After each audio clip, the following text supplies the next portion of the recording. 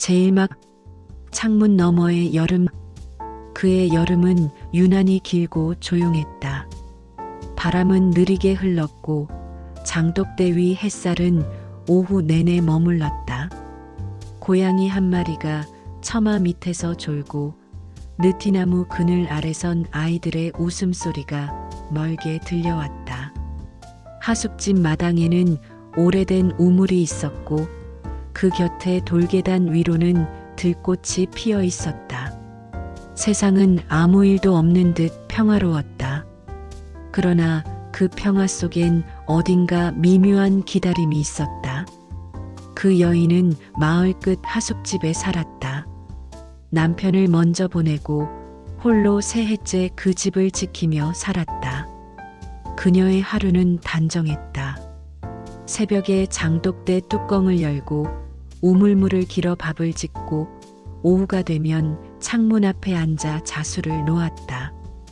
바람이 불면 창문을 열고 바람이 멎으면 커튼을 걷었다. 그 단순한 일상 속에서 그녀는 매일 같은 시각, 같은 방향을 바라보았다. 마치 누군가를 기다리는 사람처럼. 그 여름 한 남자가 마을에 들어왔다. 서울에서 내려온 젊은 선생이었다. 중학교 임시교사로 부임한 그는 하숙집을 구하다가 우연히 그 집에 머물게 되었다. 그의 방은 마침 여인의 창문 맞은편이었다. 낯선 도시 사람의 옷차림과 말투가 처음엔 어색했지만 그는 예의 바르고 조용했다. 책을 읽을 때면 세상이 멈춘 듯 고요해지고 웃을 때면 마당의 공기가 조금 밝아졌다. 처음 눈이 마주친 건 석양이 마당을 붉게 물들이던 어느 오후였다. 그녀는 빨래를 거들어 나왔다가 우연히 그와 마주쳤다. 짧은 순간이었지만 두 사람의 시간은 멈춘 듯했다. 그는 아무 말도 하지 못한 채 모자를 벗었고 그녀는 고개를 숙여 인사했다. 그날 이후 그는 자주 창밖을 바라보았다. 책을 읽는 척하며 창문 너머의 그림자를 기다렸다. 여인은 아무 일도 없는 듯 창문을 열고 들꽃을 내놓았다. 그녀의 손끝이 유리창에 닿을 때마다 빛이 흔들렸다. 눈이 마주치면 미소 대신 고개를 숙였지만 그 미소의 온도는 바람을 타고 전해졌다. 밤이면 그는 램프 불빛 아래에 앉아 무언가를 적었다. 편지도 아니고 시도 아닌 글이었다. 그는 스스로도 알지 못했다. 그녀를 바라보는 마음이 언제부터 이토록 깊어졌는지, 그리움이라는 단어가 얼마나 고요하게 가슴을 채우는지. 창문 너머의 불빛이 꺼질 때까지 그는 펜을 놓지 않았다. 마을 사람들은 소문을 좋아했다. 하숙집 과부가 젊은 선생에게 마음이 있다더라. 그 말에 여인은 웃지 않았다. 다만 창문을 닫고 불을 껐다. 그날 밤 창문 너머의 하늘에는 별이 유난히 많았다. 그는 그 별빛이 그녀의 방에도 닿기를 바라며 잠들었다. 다음 날 그는 일부러 마당에 물을 뿌렸다. 낡은 양동이를 들고 느릿하게 걸으며 그녀의 창문 쪽으로 시선을 돌렸다.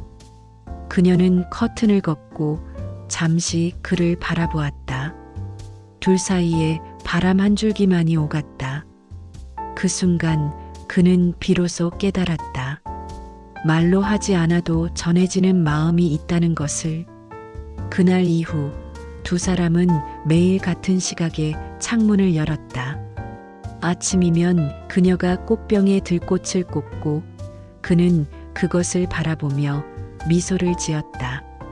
점심 무렵이면 우체부가 지나가고 오후엔 매미가 울었다. 시간은 느리게 흘렀지만 그 느림 속에서 두 사람은 서로의 하루를 조금씩 공유했다. 그녀가 문득 하늘을 올려다보면 그도 동시에 창밖을 바라보았다. 마치 약속이라도 한 듯. 그러던 어느 날 갑작스러운 장맛비가 쏟아졌다. 그는 창문을 닫지 못한 채 서 있었다. 빗방울 사이로 보이는 그녀의 모습이 희미했다. 그녀는 창문을 열어 젖은 커튼을 걷고 밖을 바라보았다. 서로의 시선이 빗속에서 만나고 잠시 머물렀다. 그 순간 비는 소리를 잃었다. 세상은 오직 두 사람만 존재하는 듯했다. 비가 그친 뒤 마당의 흙냄새가 짙어졌다. 그녀는 젖은 머리카락을 빗으며 창문을 열었다. 그는 아무 말 없이 고개를 끄덕였다. 그 한 번의 고개 숙임에 여름의 모든 감정이 담겨 있었다. 말은 없었다. 그러나 이미 시작된 사랑이었다. 누구도 알 수 없고 누구에게도 말할 수 없는 창문 너머의 여름이었다. 그 여름의 바람과 햇살, 그리고 그 짧은 눈빛이 그들의 마음속에 오래도록 머물렀다. 제이막 빗속의 약속 약 3,000자. 여름의 한가운데 마을엔 비가 자주 내렸다. 비가 내릴 때마다 하숙집 마루는 촉촉히 젖었고 그 여인은 창가에 앉아 천천히 바느질을 했다. 비 내리는 마당엔 고요함이 깃들었고 빗방울이 떨어질 때마다 오래된 항아리의 물결이 잔잔히 일었다. 그 남자는 창문 너머로 그 모습을 바라보았다. 비와 실 사이에 놓인 그녀의 손끝, 그 정적 속에서 그는 이상한 평안을 느꼈다. 그날 오후 그가 마루로 내려왔다. 우연을 가장한 발걸음이었다. 비가 많이 오네요. 그녀는 고개를 들었다. 짧은 순간 눈빛이 마주쳤다. 그녀의 눈동자 속에는 말하지 못한 시간들이 조용히 머물러 있었다. 이런 날은 차가 생각나요. 그녀의 말에 그는 미소 지었다. 그날 두 사람은 처음으로 같은 자리에서 같은 차를 마셨다. 비의 소리가 대화의 틈을 대신 메웠고 말없이 마주 앉은 시간이 어느새 저녁으로 기울었다. 그녀는 말이 적은 사람이었다. 하지만 그의 앞에선 자주 창문을 열었다. 그는 그럴 때마다 바람에 실려오는 그녀의 향기를 기억했다. 하숙집의 오래된 목재 냄새, 장독대의 된장 냄새, 그리고 그녀의 손끝에 스며든 비누 냄새. 그 모든 것이 그에게는 그 여름의 전부였다. 며칠 뒤 그는 마을 아이들과 함께 학교에 다녀오던 길에 들꽃을 꺾었다. 별것 아닌 듯 건넸지만 그녀는 한참을 그 꽃을 바라보다가 조용히 창가에 꽂았다. 금방 시들겠네요. 그래도 피어 있는 동안은 예쁘죠. 그 대화는 아주 짧았지만 그 짧음 속에 서로의 마음이 닿았다. 그날 밤 그녀는 오랜만에 램프를 켜지 않았다. 대신 창문을 열어두었다. 바람이 불고 커튼이 흔들릴 때마다 그 빛이 그의 방 벽에 스쳤다. 하지만 세상은 그들을 그냥 두지 않았다. 하숙집 주인은 속삭였다. 사람들이 말이 많아요. 조심하세요. 그녀는 대답하지 않았다. 대신 새벽녘 창문을 닫았다. 그날 이후 그녀의 방 불빛은 쉽게 켜지지 않았다. 그는 답답한 마음에 편지를 썼다. 짧은 문장들, 그러나 그 안에는 모든 마음이 담겨 있었다. 나는 아무 욕심이 없습니다. 다만 당신이 웃을 때의 그 평온이 오래가길 바랄 뿐입니다. 그 편지는 전달되지 않았다. 그녀는 그가 남긴 봉투를 보았지만 손에 쥐지 않았다. 대신 조용히 창가에 들꽃 한 송이를 더 꽂았다. 그것이 그녀의 대답이었다. 며칠 후 그는 학교 일을 핑계로 마을을 떠나야 했다. 이달 말엔 다른 교사가 온다네요. 그 말에 그녀의 눈빛이 잠시 흔들렸다. 그러나 금세 평정을 되찾았다. 그럴 줄 알았어요. 여름이 다 가고 있으니까요. 그 말은 담담했지만 그 속엔 수많은 말이 숨어 있었다. 그는 무언가를 더 말하고 싶었지만 입술이 떨어지지 않았다. 오직 빗소리만이 그들의 대화 뒤를 채웠다. 떠나기 전날 그는 다시 창문 앞에 섰다. 그녀는 마당에 나와 있었다. 비는 부슬부슬 내리고 흘길엔 작은 물웅덩이가 생겼다. 그는 우산을 들고 다가갔다. 비를 맞으면 감기 걸립니다. 그녀는 미소 지었다. 괜찮아요. 여름의 비는 따뜻하니까요. 그 한마디에 그의 마음은 무너졌다. 말하지 못한 수많은 감정이 빗속에서 섞여 사라졌다. 그날 밤 그는 마지막으로 글을 썼다. 창문 너머의 여름, 당신이 있었다. 그것으로 충분했습니다. 그리고 조심스레 그 글을 그녀의 문틈 아래 밀어 넣었다. 그녀는 아무 말 없이 그것을 주워들었다. 램프 불빛 아래 그 글을 오래 바라보았다. 눈물이 한 방울 종이 위에 떨어졌다. 다음 날 아침 그는 떠났다. 기차역으로 향하는 흙길 위로 안개가 내려앉았다. 그녀는 창문을 열고 마지막으로 그 길을 바라보았다. 그의 뒷모습은 금세 안개 속에 사라졌다.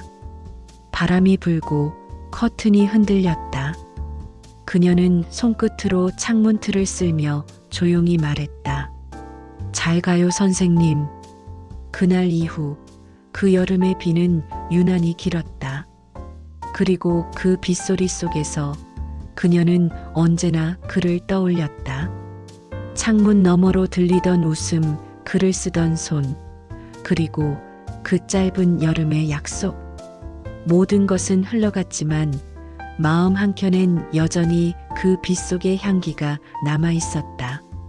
제3막 가을의 편지 약 3,000자. 그가 떠난 지 한 달이 지났다. 마을엔 벌써 가을이 내려앉았다. 논둑의 벼가 고개를 숙였고 장독대 옆 들꽃은 시들었다. 여인은 매일 새벽에 일어나 우물가에 섰다. 차가운 물에 손을 담그며 자신도 모르게 그를 떠올렸다. 손끝에 닿는 물의 온도가 그 사람의 목소리처럼 느껴질 때가 있었다. 비가 그치면 꼭 다시 오겠다고 했지. 그녀는 속으로 중얼거렸다. 하지만 비는 그쳤고 그는 돌아오지 않았다. 그의 방은 여전히 그대로였다. 책상 위엔 그가 쓰던 펜과 노트가 남아 있었다. 하숙집 주인은 정리하라 했지만 여인은 손을 대지 않았다. 책장 사이에서 종이 한 장이 흘러나왔다. 노란빛이 스민 편지지였다. 당신의 창문 앞에서 많은 시간을 보냈습니다. 바람이 불 때마다 그 바람 속에 당신의 웃음이 섞여 있었습니다. 글씨는 서툴고 진심이었다. 그녀는 그 문장을 손끝으로 따라 그렸다. 그리고 천천히 접어 가슴 속에 넣었다. 그의 가을은 유난히 조용했다. 마을 사람들은 여전히 그녀를 하숙집 과부라 불렀다. 누군가는 그 젊은 선생의 이름조차 잊었다고 했다. 하지만 그녀는 잊지 못했다. 하루에도 몇 번씩 창문을 열고 바람의 방향을 확인했다.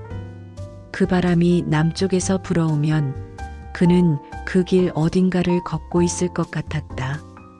그녀는 그렇게 믿었다. 그 믿음이 없었다면 하루를 견딜 수 없었을 것이다. 어느 날 우체부가 마당으로 들어섰다. 서울에서 왔습니다. 그녀는 봉투를 받아들었다. 얇은 흰 봉투엔 낯익은 필체가 적혀 있었다. 손이 떨렸다. 그녀는 마루 끝에 앉아 조심스레 봉투를 열었다. 그곳의 하늘은 여전히 맑은가요? 저는 매일 교단 위에서 당신을 떠올립니다. 아이들이 떠드는 소리 사이로 문득 들리는 바람의 소리가 당신의 창문을 닮았습니다. 가끔은 내가 너무 먼 길을 돌아온 게 아닌가 후회도 듭니다. 그 여름이 내 삶의 가장 조용한 기적이었음을 이제야 알았습니다. 그녀의 눈가에 눈물이 맺혔다. 그러나 울지 않았다. 대신 봉투를 접어 창가의 꽃병 아래에 두었다. 그날 저녁 그녀는 오랜만에 램프를 켰다. 램프 불빛이 유리창에 반사되어 마당을 비췄다. 그 불빛은 마치 그의 방에서 새어나오던 불빛 같았다. 그녀는 바느질을 하던 손을 멈추고 조용히 말했다. 선생님, 지금은 어떤 하늘 아래 계신가요?